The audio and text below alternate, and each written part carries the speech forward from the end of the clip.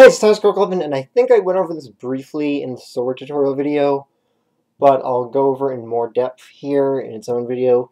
So for the custom LEGO hair pieces that I make for most minifigures, these are the three main pieces I use as a base, since sometimes it can be hard to tell what exactly it started out as when you're seeing the finished product.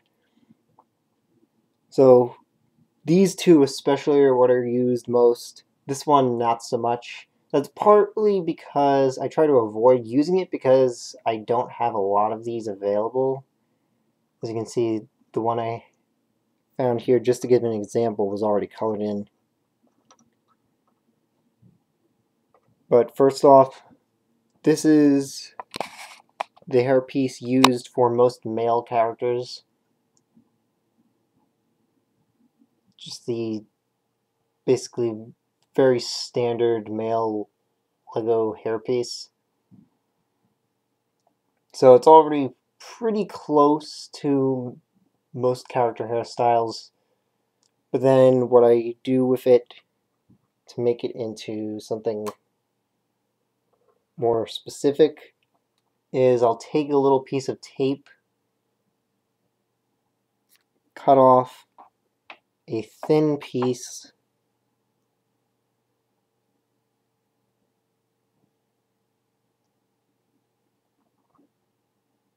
and then stick it on there, and I'll do that a bunch of times to get all the different strands of hair and the length more accurate. Then I'll cut it into the right shape and length if need be, before going over with the paint and markers to color it.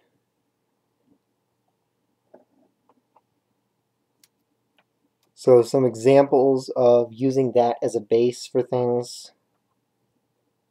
There's Izuku Midoriya,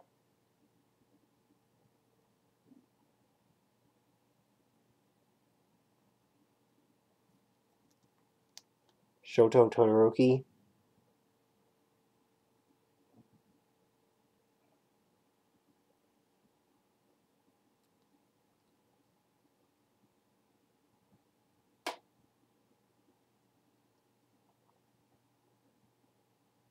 you can sort of see there where the pieces of tape give a rise to it and make it longer.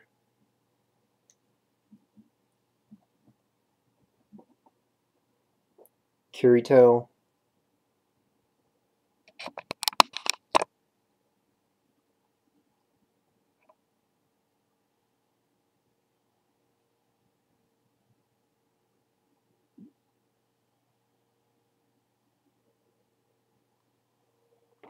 and last example, Naofumi.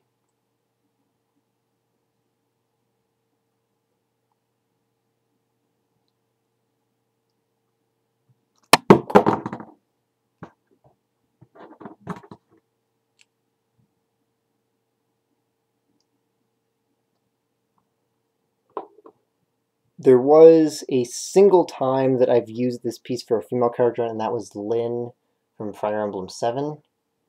But usually this only gets used for male hairstyles. She was a rare exception because of her quite different hair, I guess. Then for most female characters, this is used, which might seem ridiculous, but that's because it's a perfectly smooth base, which makes it very easy to just put lots of other stuff around it. So for female hair, which is usually longer, instead of just putting on tape like I do for male hair, I use pieces of paper and then tape it on. Sometimes I'll layer the paper to make it thicker, since the tape gives more of a thin hair impression, but paper makes it seem thicker. So an example is a little piece of paper I tore off to use for this.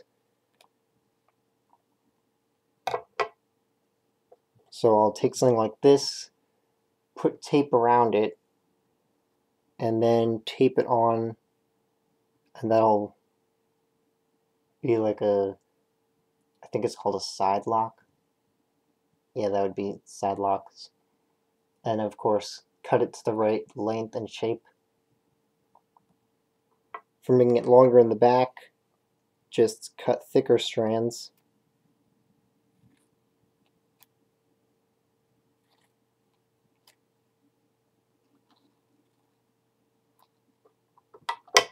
Something like 2 or 3 things this size.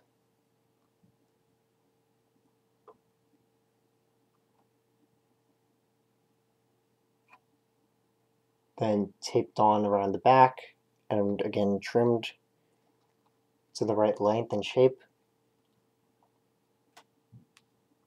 So some examples of things made with that would be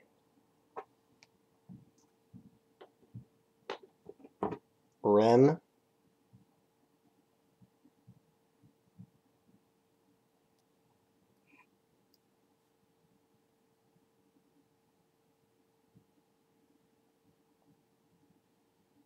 so with Rem you can see that what I did was put the paper around the whole thing and tape that on.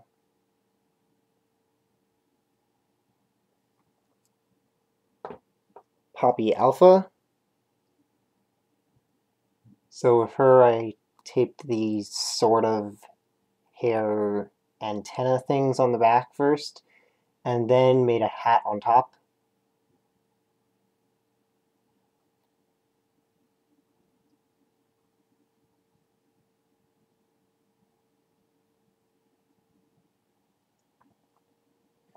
And Raphtalia. So you can see the side locks were put on, like I gave an example of, and the long parts in the back. Plus, in her case, I also put on ears, which are a bit difficult to get into the right positioning, and one of them is actually a little bit off. I didn't get them perfectly symmetrical.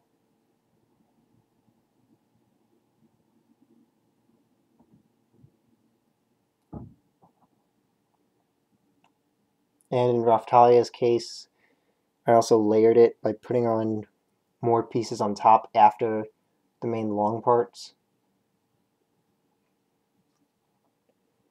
And then for the last one, oh wait, actually I skipped 2 things. Some other examples of using this, Sayori,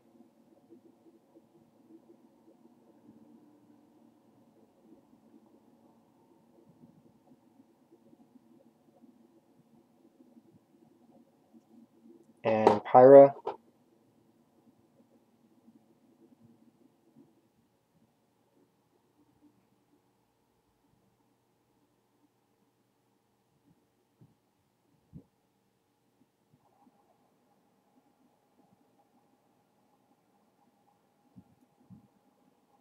So then for the last one, I don't use this nearly as often, like I think I said earlier, but sometimes this is needed better for female hairstyle than the others would work. For one thing, it saves a bit of work. It mostly depends on the length of the sides of it, because if it has longer on the sides, then that piece works better. So examples of using that one is Fos,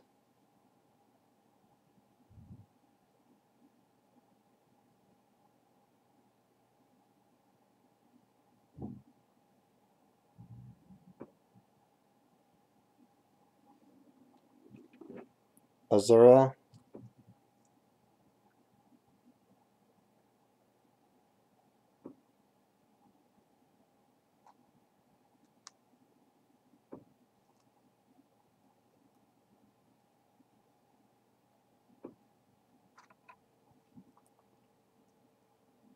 Azura had a lot put on top of it. And last example, Poppy Cutie Pie.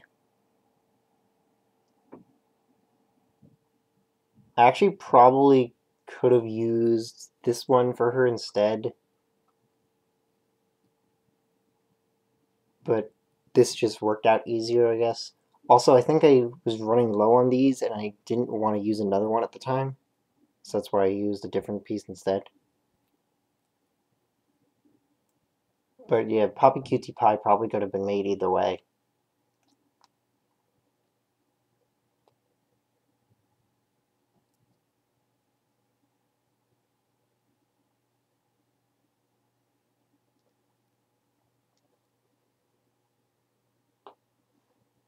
So that's what I do to make custom Lego hair pieces.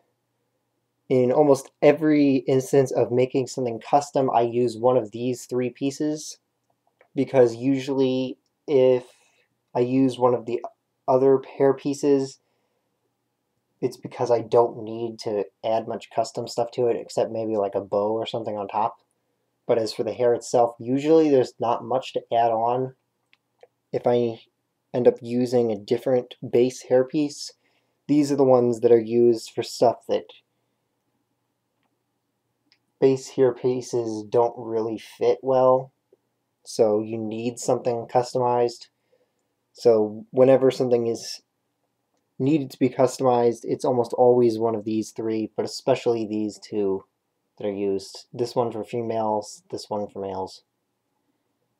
So if you want me to make a specific character or Pokemon for you, then see commission info in the description below. And if there's anything else you can think of that you want a tutorial on how I go about making certain things, then let me know and I'll try to get a tutorial out on that. I've done coloring, custom swords, and custom hair already, so there's not too much else I can think of. But if you can think of something that you want to see the process on, then let me know. So, see you next time!